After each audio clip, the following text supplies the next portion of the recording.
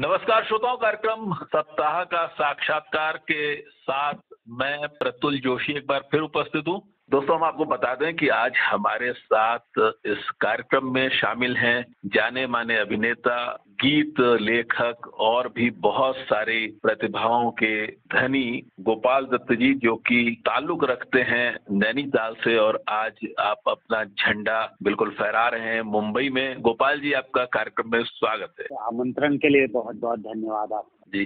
गोपाल जी, आज आप मुंबई में वेब सीरीज के नाटकों के एक बड़े अच्छे एक्टर के तौर पर हैं और साथ ही जो आपका शौक है लिखना, एड लिखना, या फिर आपने बहुत सारे गाने लिखे हैं बहुत सारे नाटकों के लिए, यानी आपकी प्रतिभा जो है पूरी तरह से जो अपने यौवन पर है, मुंबई ने उसको स्पेस दिया। क्या कहना चाहेंगे आप?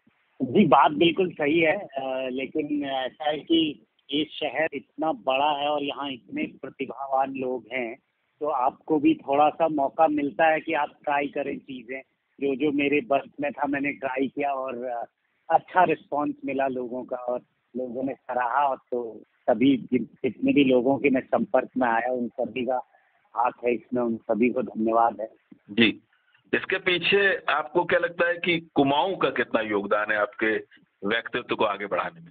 देखिए, कुमाऊं तो पूरा योगदान कुमाऊं का ही है, क्योंकि नींव तो वही है। तो पूरा बचपन वहीं और पूरा ग्रेजुएशन तक मैं नैनीताल में ही रहा, तो सारी चीजें और वहीं से रंगमंच किया, तो वहीं से शुरुआत है हर चीज की। और उसी ने मुझे लगता है वो नैनीताल और वहाँ का जो रंगमंच और वहाँ के जो लोगों की संगत थी, उसी ने ये कॉन्फिडेंस भी दिया कि मुंबई से शहर में आप टिक जाओ, काम कर जाओ। जी। क्या आप साइंटिस्ट बनना चाहते थे क्या? क्योंकि आपने मतलब जिस समय एनएसडी में आप गए हैं 96 में, उससे पहले जी। आप नैनीताल से बीएससी कर रहे थे, तो ये क्या विरोधाभास था? देखिए, क्या होता है कि मैंने 12th पास किया तो मैं उतना भी नहीं, लेकिन ठीक ठाक था पढ़ने में। और मैं तब से ही थिएटर करने लगा था युगमंच नैनीताल के साथ। जी। और मुझे करना था नाटक ही, लेकिन मेरे पिताजी ने बोला कि ठीक है, और जो भी तुम कर रहे हो करो, लेकिन पढ़ाई तो साइंस की करनी पड़ेगी, बीएससी तो करना पड़ेगा।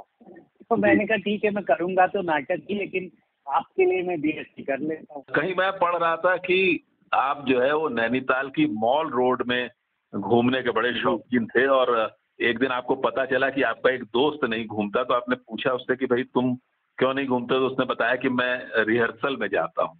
तो वो जो ये कहानी है, इसका कुछ आप बैकग्राउंड बताएंगे हम लोगों को? सच कहानी है कि नैनीताल में, अब तो मुझे पता नहीं है, हम जब कॉलेज के ज़माने में थे तो पूरा शहर और नीचे माल रोड में घूमता था और सब वहीं आपस में मिलते थे, सारे दोस्त मिल जाते थे लगभग।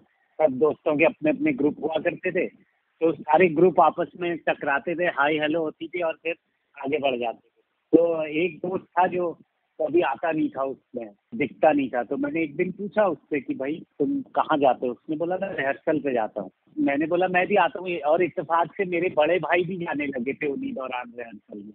तो मेरे भाई ने मुझे बोला कि चलो मैं ले जाता हूँ तुमको रिहर्सल पे। तो हम दोनों रिहर्सल पे गए और वहाँ इत्तेफाक से उस दिन एक एक्टर नहीं आए थे, तो जहूर भाई ने कहा कि तुम पढ़ोगे ये रोल? तो मैंने कहा मैं पढ़ लूंगा। तो मैंने पढ़ा और उन्होंने बोला तुम्हारी आवाज़ तो अच्छी है, तुम आ जाओ कल से। और ऐसे सिलसिला शुरू हो गया। जी, जी। तो ये जो सिलसिला शुरू हुआ आपका एक एक्टर के ना होने से, उसमें आपको एक्टिंग का मौका मिला, फिर वो सिलसिला तो लगातार बढ़ता ही चला गया, है ना? 96 में आपने नेशनल स्कूल ऑफ ड्रामा में एडमिशन लिया होगा। जी जी जी। तो ये जो नेशनल स्कूल ऑफ ड्रामा है, ये मतलब बड़े बड़े इसमें वहाँ पर रंग निर्देशक रहे हैं, लेकिन आप बीवी कारंथ से ज्यादा प्रभावित रहे। जी, बिल्कुल, ये सही बात है, क्योंकि मेरा थोड़ा बहुत संगीत में रुझान था पहले से ही। मुझे, मैं जब ग्रेजुएशन भी कर रहा था तो मैं उस वक़्त नैनीताल के एक छोटे से म्यूज़िक स्कूल में सितार सीखने भी जाता था और मैंने 2 साल सितार सीखा भी, जैसा भी थोड़ा बहुत। अब तो खैर मैं भूल चुका हूँ सब। तो कहने का मतलब ये है कि मेरा रुझान था थोड़ा-सा संगीत की ओर। और फिर मैं जब एनएसडी में बाबा कारण जी से मिला तो मैंने देखा वो तो जादूगर हैं एकदम, रंग संगीत के। थिएटर का जो म्यूजिक है उसके जादूगर थे। वो कैसे बैठे बैठे धुन बना देते थे, या वो जो भी म्यूजिक के बारे में जो उनकी अंडरस्टैंडिंग थी, या कैसे किसी भी नॉन म्यूजिकल चीज को वो म्यूजिकल बना देते थे, तो वो देखना अपने आप में मतलब वो आश्चर्यचकित करते थे आदमी को। तो मैं उनसे बहुत प्रभावित रहा और मैंने उनके नाटक में एक्टिंग भी की और एक नाटक में उनको असिस्ट भी किया म्यूजिक में। वो बहुत बड़े टीचर थे। जी ये जी सौभाग्य मुझे प्राप्त हुआ कि मैं उनके साथ काम कर सकूं। जी। आपका एक नाटक मैंने देखा था, स्टोरीज इन ए सॉन्ग, और वो भी जी काफी म्यूजिक प्रधान नाटक है, और उसमें आपकी जो शख्सियत है, आपकी जो प्रतिभा है, उसे देखने का मुझे भी अवसर मिला था। लखनऊ में इसका मंचन हुआ था। ये जरूर है कि जो म्यूजिक का टैलेंट है और एक्टिंग का टैलेंट है, वो दोनों आपके अंदर इतने पावरफुल हैं कि वाकई कोई भी व्यक्ति जब आपको देखता है तो उसे लगता है कि एक बहुत ही पावरफुल एक्टर के सामने वो खड़ा है। आपने लेकिन गोपाल भाई, जैसे शुरुआत की मुझे कुछ कहना है फिल्म से, है ना? उसके बाद जी आपने तेरे नाम आपने फिल्म की, फिर एक आपने जी फिल्म की नितिन कक्कड़ के साथ फिल्मिस्तान, और जी कुमुद मिश्रा और आप थे उसमें, और मैंने वो फिल्म देखी है। पाकिस्तान इंडिया के बॉर्डर पे एक बड़ी कॉमेडी टाइप की फिल्म है। दो ही एक्टर उसमें मेन हैं। आप उनके जी साथ एक जव्वाद के किरदार में थे शायद, है ना? जी जी लेकिन बाद के वर्षों में ये देखा कि आपने फिल्मों को बहुत ज्यादा तवज्जो नहीं दी, बल्कि मैं आपका एक इंटरव्यू पढ़ रहा था जिसमें आपने कहा कि मैंने कॉन्शियसली 12 फिल्में छोड़ दी, और उसके पीछे जी आपने रीजन दिया कि मुंबई में, बॉलीवुड में लोग एक किरदार जो हिट हो जाता है तो उसी स्टीरियोटाइप के पीछे पड़ जाते हैं, और मुझे पसंद नहीं है कि मैं किसी एक स्टीरियोटाइप किरदार का हिस्सा बनूं। बॉम्बे में तो लोग फिल्मों के लिए बहुत आकर्षित होते हैं, बहुत उसके पीछे भागते हैं। उसमें पैसा भी है, ग्लैमर भी है, नाम भी है, लेकिन आप लगातार फिल्में छोड़ते रहे। मतलब तरह का रोल कर लिया और वो हिट हो गई। सलमान खान के साथ आपने कर लिया दोस्त का रोल, तो फिर वो उसी तरह के रोल आपको ऑफर करते थे। मतलब मुझे मजा नहीं आया और मुझे लगा ये थोड़ा डेंजरस भी है एज एन एक्टर, क्योंकि अगर आप उस रट में फंस गए और उसमें आपको पैसे भी मिलने लगे और आप उस कंफर्ट जोन में फंस गए, तो फिर आपको कुछ नया करने का ना कोई मौका देगा, ना आपका खुद का मन होगा। आपको लगेगा कि अरे ठीक ही तो चल रहा है। तो वो ना करके फिर मैं थोड़ा थिएटर की तरफ मुड़ गया और मैं रंगमंच करने लगा। उसमें कई सारे प्रयोग आप कर सकते हैं क्योंकि उस तरह का बड़ा पैसा इन्वॉल्व नहीं होता, तो आप अपने मन का काम उसमें कर सकते हो। जी जी। तो वो जो रंगमंच के साथ आपका जुड़ाव है वो अभी तक जी बरकरार है। खासकर मुंबई का जो पृथ्वी थिएटर है, वहाँ जी यदा कदा आप किसी नाटक में जो है, चाहे वो मानव कौल का पार्क हो, चाहे वो जी अभिषेक मजूमदार का कॉमेडी हो, या जी लेडीज संगीत हो, इन सब में आप वहाँ पर लगातार नियमित रूप से उसमें आते रहते हैं? क्योंकि मैं भी जी एक बार आता रहता था 2019 तक। अब तो थिएटर की हालत ही बुरी है, सब बंद है। जी जी लेकिन जब तक खुले थे तब तक जरूर मैं हम लोग अभी भी कोशिश कर रहे हैं कि इस तरह से क्या करें, लेकिन अभी हालात जैसे हों वो तो सभी को पता है। आप जो है पिछले वर्षों में वेब सीरीज की तरफ मुड़ गए। जी तो ये वेब सीरीज एक नया कंसेप्ट है, खास करके उन लोगों के लिए जो कि अभी 50 की उम्र के ऊपर है, क्योंकि अभी 20, 22, 25, 30 साल की उम्र के बच्चे तो उसको देख लेते हैं। लेकिन कुछ बताइए हमारे श्रोताओं को कि ये वेब सीरीज का कंसेप्ट क्या है, कैसे ये सामने आया है? देखिए, वेब सीरीज ओटीटी प्लेटफॉर्म जब आए, बहुत सारे ओटीटी प्लेटफॉर्म एक साथ आए जी और उसमें एक अच्छी बात ये हुई कि वो तरह तरह की कहानियां लेकर आए। जैसे मैं दूसरी जगह भी इंटरव्यूज में मैं बोलता रहता हूँ ये बात कि जो फिल्में होती है ना वो इतनी हीरो सेंट्रिक होती हैं कि आप हीरो और उसके अराउंड जो कहानी है वही देख रहे होते हैं। मतलब हीरो की लाइफ में जो कैरेक्टर इम्पोर्टेंट है वो उसका ही आप उसी को की कहानी देख रहे होते हैं। पर ये जो वेब सीरीज आई, तो मेरा कहने का मतलब है कि जो फिल्म है वो एक कहानी पढ़ने जैसा है, एक आदमी की कहानी। लेकिन वेब सीरीज जब आई तो इसमें क्योंकि टाइम का लिमिटेशन नहीं था कि आपको 1.5 घंटे या 2 ही घंटे में बनानी है, या 2 ही एपिसोड बनाने, 5 ही एपिसोड बनाने, 10 ही एपिसोड, तो वो कहानी की जितनी मांग थी उस हिसाब से आप खींच सकते थे। तो लोगों ने अलग अलग तरह की कहानियां और बहुत इंटरेस्टिंग कहानियां लेकर लोग आए और कहना शुरू किया।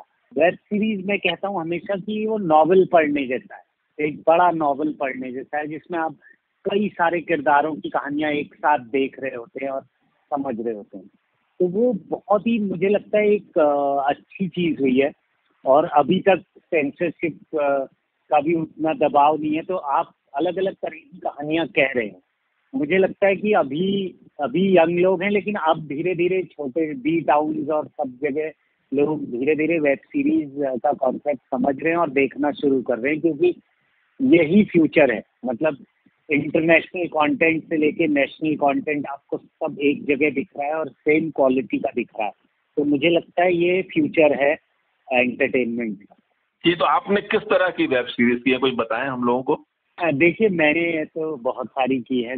मैंने ऑफिस नाम की एक सीरीज की, जो कि यूएस में बहुत बड़ी हिट सीरीज है। वो असल में पहले लंदन में बनाई थी, रिकी जवेज नाम के एक बहुत बड़े क्रिएटर हैं। उन्होंने लंदन में बनाई थी, वहाँ से हिट होके फिर यूएस में बनी, फिर यूएस से हिट होके वो दुनिया में कई भाषाओं में बन गई है। तो इंडिया में भी बीबीसी ने बनाई, वो बीबीसी इंडिया ने। तो वो सीरीज एक मैंने की थी, वो हॉट स्टार पे है।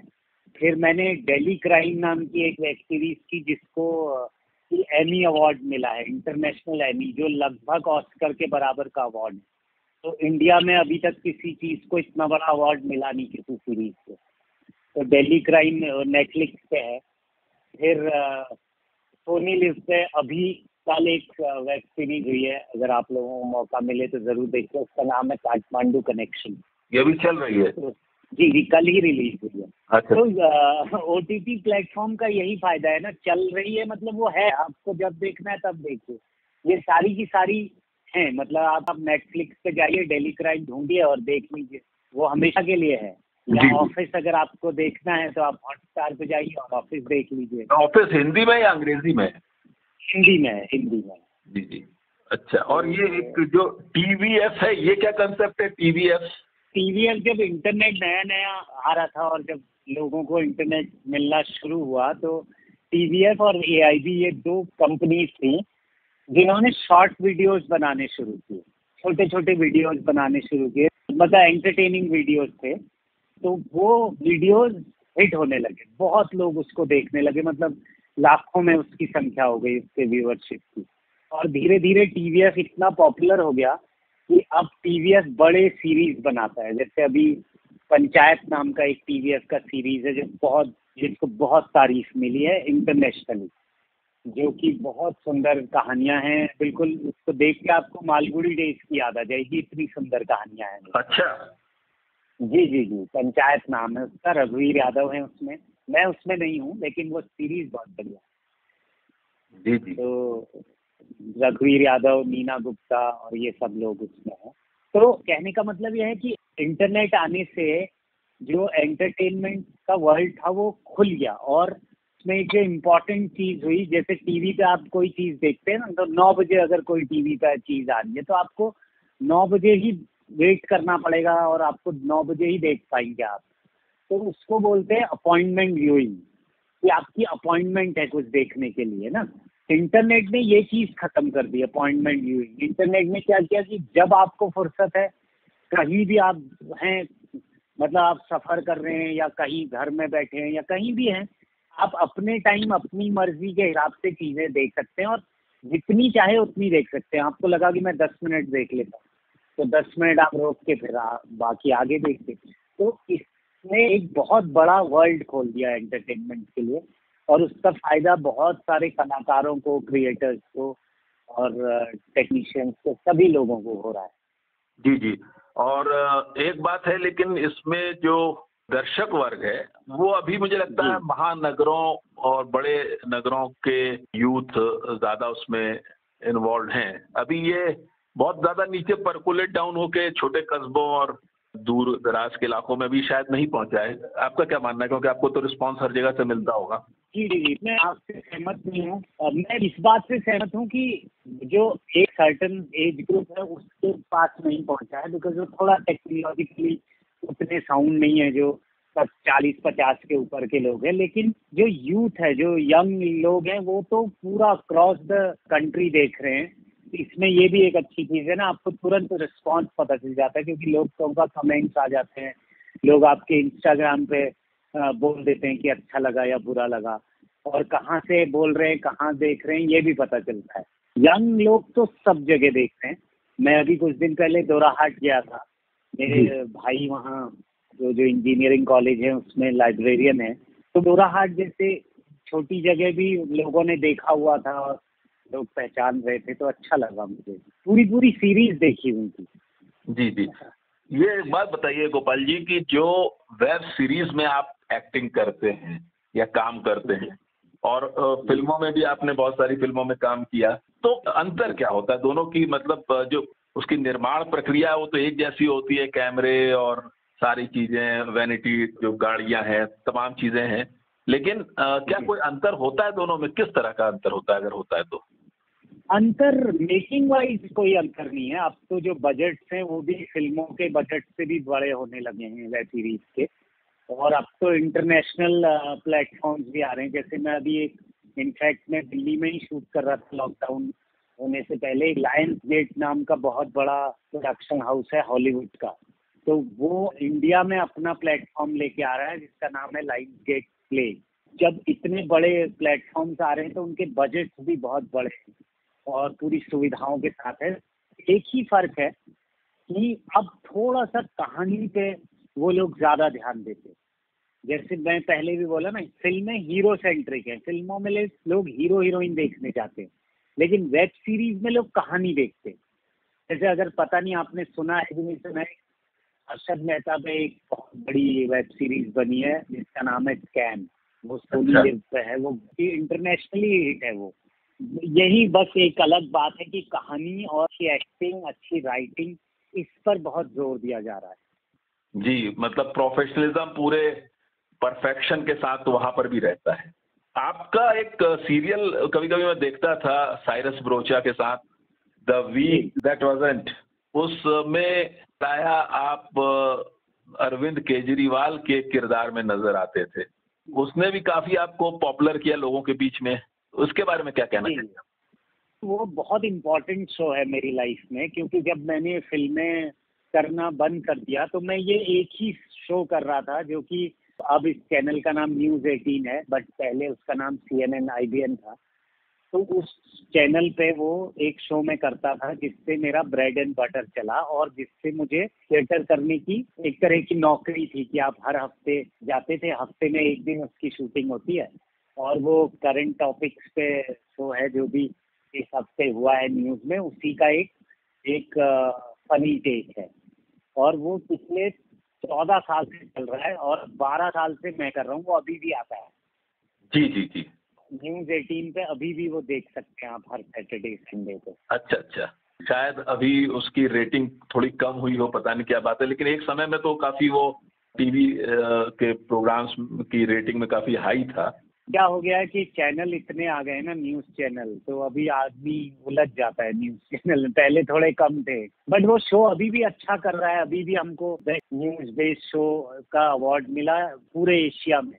अच्छा। तो जी जी जी, वो शो अभी भी चल रहा है और काफी अच्छा कर रहा है। एक चीज आपके एक्टिंग में जब भी मैंने देखी तो उसमें देखा कि कॉमेडी के प्रति आपका एक रुझान जो है ज्यादा है।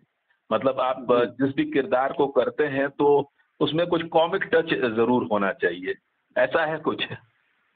ऐसा है नहीं, बट ऐसा हो गया। जैसा मैंने आपको बोला ना, यहाँ हमारी इंडस्ट्री में है कि जिस तरह के रोल आप कर लो उस तरह के रोल फिर आपको मिलने लगते हैं, क्योंकि रिस्क लेना नहीं चाहता कोई।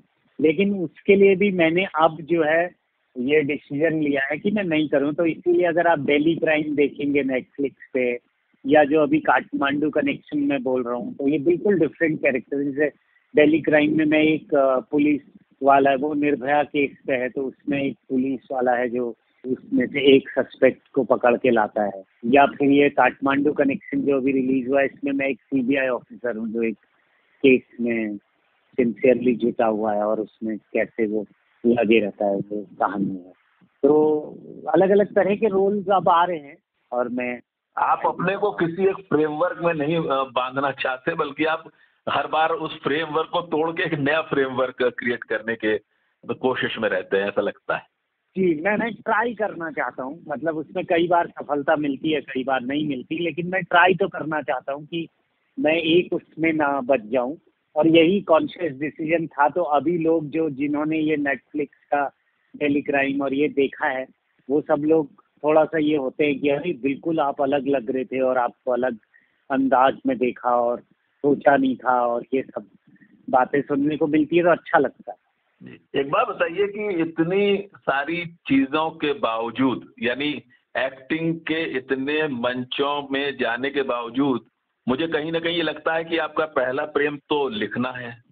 अ, लिखना है, लेकिन वो लिखना कमर्शियल लिखना नहीं है, क्योंकि कमर्शियल जब आप लिखते हैं ना तो वो इतने सारे इंटरफेरेंसेस आते हैं कि आपको लगता है कि I lost my idea somewhere, जो आइडिया मैं लेके चला था वो कहीं खो गया है। तो इसलिए मैं जो भी लिख रहा हूँ वो अभी या तो बहुत दोस्तों के लिए लिख रहा हूँ, जैसे आपने गाने का जिक्र किया, तो मैं अभी एक फिल्म के गाने लिख रहा हूँ, स्नेहा खानवलकर जिसका म्यूजिक दे रही है। तो अब मैं स्नेहा को बहुत सालों से जानता हूँ, मेरी दोस्त है, तो उन्हीं के लिए लिखता हूँ। अदरवाइज मैं लिखता नहीं, क्योंकि वो बहुत प्रेशर होता है और दूसरे का आइडिया और कमर्शियल वो सब।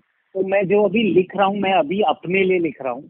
शायद जब मुझे लगेगा कभी कि कुछ छपवाना चाहिए, तो कुछ सालों बाद में जब मुझे लगेगा इतना मटेरियल हो गया है, तब मैं शायद आप लोगों के पास या लोगों के सामने लेकर आऊँगा चीज़ों को। नाटकों के लिए आपने जो गाने लिखे हैं वो बड़े कमाल के रहे हैं, और जी, जी, जी, जी। वो जो शुरुआती दौर में मैं कह सकता हूँ आपने लिखे। हाँ जी, मैं नाटकों के लिए लिखता ही रहता हूँ अभी भी, जो भी बोलता है, लेकिन फ़िल्मों के लिए कम लिखता हूँ, क्योंकि नाटक में मुझे मालूम है कि मतलब नाटक में अगेन आप समझते हो ना वो वर्ल्ड, और उसमें उतना उस तरह का प्रेशर नहीं है लोगों का। गोपाल जी, मैं आपसे एक ये रिक्वेस्ट करूंगा कि आपने मुझे शिलोंग में एक गाना सुनाया था, तो ऐसा ही कुछ जी, हमारे अल्मोड़ा आकाशवाणी के श्रोताओं के लिए एक आपसे मेरी गुजारिश है कि कुछ गा के सुनाएं, क्योंकि आपकी जो प्रतिभा है गाने की, उससे हमारे श्रोता थोड़े रूबरू हों। जी। ठीक है। तो मैंने वो जो पहाड़ी गाना लिखा था वो आपको सुनाता हूँ, और यूट्यूब पे है। मैंने पिछले लॉकडाउन में एक पहाड़ी गाना बनाया था, उसका वीडियो भी है। अभी तो मैं पूरा प्रिपेयर्ड नहीं हूँ उसके लिए, मैं 2 लाइन आपके लिए गा देता हूँ। जरूर। है वो कि घूमिए गऊं जग सारा, घूमिए गऊं दुनी, घूमिए गऊं जग सारा, घूमिए गऊं दुनी, सपनमक आज तले पहाड़ का ऊनी, सपनमक आज तले पहाड़ का ऊनी, पहाड़ का ऊनी, पहाड़ का ऊनी। वाह वाह, ये क्या बात है, बहुत बढ़िया। मैं चाह रहा था कि अगर आप आदत वाला भी थोड़ा सा गुनगुना देते तो बड़ा मजा आता, वो मुझे बहुत ही अच्छा लगा। आपने आदत है जो सुनाया था। ठीक है, मैं सुना देता हूँ जी। बिल्कुल। जी, वो इस तरह से है कि आदत है हमको, आदत है हमको, जैसे हैं वैसे ही होने की, आदत है हमको, आदत है हमको, चादर से बाहर रख कर पाँव सोने की, आदत है हमको, आदत है हमको, सूरजगर ना निकले दिन में भी अंधेरा हो, सूरजगर ना निकले दिन में भी अंधेरा हो, अंधेरे में जी लेने की, अंधेरे में जी लेने की, चाय में घोल के गम पीने की, आदत है हमको, आदत है हमको, आदत है हमको। क्या बात है, बहुत बढ़िया। आपको पूरा गाना उसी तरह याद है जो आज से 6 साल पहले मैंने शिलोंग में आपसे सुना था। मैं आखिर में कुछ बातें आपसे कुमाऊं के संदर्भ में करना चाहूंगा। आपको क्या लगता है कि कुमाऊं के अंदर से भी कुछ स्टोरीज ऐसी आ सकती हैं जो वेब सीरीज के मार्फत करोड़ दर्शकों तक पहुंच सकें?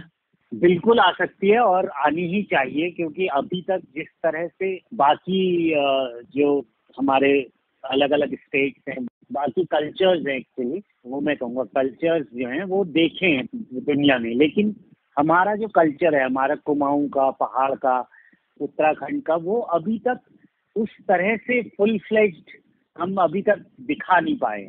तो मेरी बड़ी इच्छा है कि कोई कहानी, कोई फिल्म, कोई वेब सीरीज बने जिसपे पहाड़, उसके लोग, उसका कल्चर सामने देखने को मिले। और मैं बहुत दिन से एक कहानी पे काम भी कर रहा हूँ, लेकिन चल रहा है धीरे धीरे। और मेरी तो बड़ी इच्छा है कि मैं कुछ पहाड़ पे आकर बनाऊं। प्रयास मेरा जारी है, लेकिन देखते हैं कब हो पाएगा। जी जी। और जो यहाँ के नौजवान हैं वो आपकी तरह अगर आगे बढ़ने का ख्वाब देखें तो आप क्या कहना चाहेंगे कि उस रास्ते में किस तरह के चैलेंजेस हैं और क्या एहतियात बरतने चाहिए? देखिए, मैं कहूँगा सपने देखना एक अलग बात है, और उस सपने को पूरा करने की जो तैयारी है वो एक अलग बात है। सिर्फ सपने देखने से तो काम नहीं चलेगा। तो उसकी जो तैयारी है, उसकी जो ट्रेनिंग है, अब जैसे मैं जहाँ भी वर्कशॉप लेता हूँ, मैं बोलता हूँ ये कि एक्टर तो हर किसी को बनना है। और लोग बोलते हैं कि मैं एक्टर हूँ, ऐसा नहीं होता है। आप ये तो नहीं बोलते कि मैं डॉक्टर हूँ। डॉक्टर बनने का एक प्रोसेस होता है, एक तैयारी होती है। तो उसी तरह से अगर आपके मन में कोई सपना है तो उसकी तैयारी करें, उसकी तैयारी के लिए तैयार रहें। उसके जो हार्ट ब्रेक्स हैं, उसकी जो कठिनाइयां हैं, वो झेलने के लिए तैयार रहें। और अगर आपको लगता है आप में टैलेंट है तो फिर आप झोंक दीजिए अपने को, लेकिन तैयारी कीजिए। और मन लगा के अगर आप किसी चीज पे लगे रहेंगे तो आप आ ही जाएंगे उसको एक ना एक दिन। जी जी जी। एक जगह आपने कहा भी है कि एक्टर को बहुत पढ़ना भी चाहिए, जी।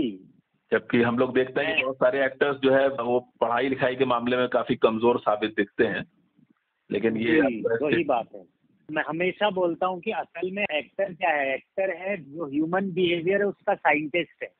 तो वो ह्यूमन बिहेवियर के अलग अलग अलग आप जब तक केसेस नहीं पढ़ेंगे और जब तक उसको महसूस नहीं कर पाएंगे, तब तक आप वो दूसरा कैरेक्टर बन नहीं पाएंगे। तो उसके लिए मुझे लगता है पढ़ना एक सबसे इजी और अच्छा तरीका है, क्योंकि आप हर चीज तो करके नहीं देख सकते। जैसे आपको अगर मर्डर का रोल है तो आप मर्डर तो नहीं करेंगे, तो आप पढ़ेंगे, पढ़ेंगे उसके बारे में, भाई जिसने मर्डर किया है उसकी क्या मनस्थिति होती है, या वो क्या आवेश और उसके जो पश्चाताप हैं वो क्या है। तो वो पढ़ के ही आपको पता चलेगा। जी। आखिर में एक बस बहुत ही इमोशनल क्वेश्चन भी आपके लिए हो सकता है और हमारे अल्मोड़ा के श्रोताओं के लिए भी एक इंटरेस्टिंग हो सकता है कि आप अल्मोड़ा को किस तरह से याद करते हैं अपने जीवन में? अल्मोड़ा को जब मैं एनएसडी में था उस दौरान मैं अल्मोड़ा आया था। और अल्मोड़ा हमेशा से हमारे लिए, पहाड़ वालों के लिए, कुमाऊं के लोगों के लिए वो एक तरह का कल्चरल सेंटर है। जैसे अल्मोड़ा की रामलीला, अल्मोड़ा का नंदा देवी का मेला, गानों में जो अल्मोड़ा का जिक्र है, बहुत ही इम्पोर्टेंट शहर है। और मैं बहुत टाइम के लिए नहीं था, बट मैं 2-3 महीने ऐसे रहा हूँ 2-3 बार। वो वहाँ की हवा में मुझे लगता है कुछ है, कुछ कल्चरल बात है कुछ। और वहाँ के लोगों से बात करो, जैसे हमारे सीनियर हैं समीत सिंह, या मन्नू भाई हो गए, मनमोहन चौधरी, उन लोगों से उस दौरान मुझे मिलने का और बातचीत करने का मौका मिला, उन लोगों के साथ समय बिताने का मौका मिला, तो बहुत ही मुझे अच्छा लगा।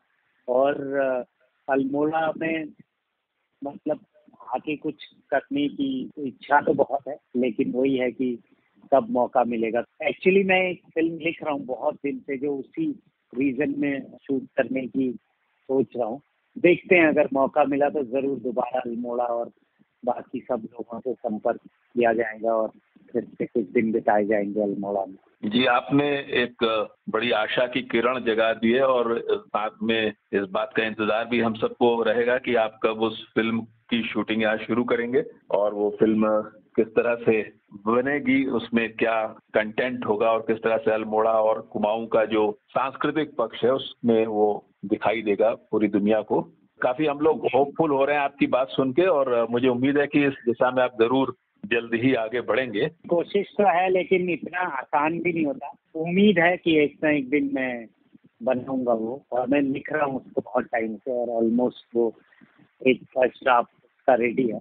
और ये तो creative part of film making है। इसके बाद जब फाइनेंशियल पार्ट आता है तो वहाँ थोड़ा डिफिकल्टीज होती है, बट अगर आपके पास अच्छी कहानी है तो लोग मिल जाते हैं, ऐसा मेरा मानना है। बहुत शुक्रिया, आपने इतना वक्त दिया और आपके जो एक्सपीरियंसेस है, आपके जो अचीवमेंट्स हैं, आपने जो अपने संघर्षों से जीवन के बारे में एक समझदारी विकसित की है, ये सारी बातें आज आपने हमारे साथ शेयर की। बहुत शुक्रिया गोपाल भाई, थैंक यू वेरी मच।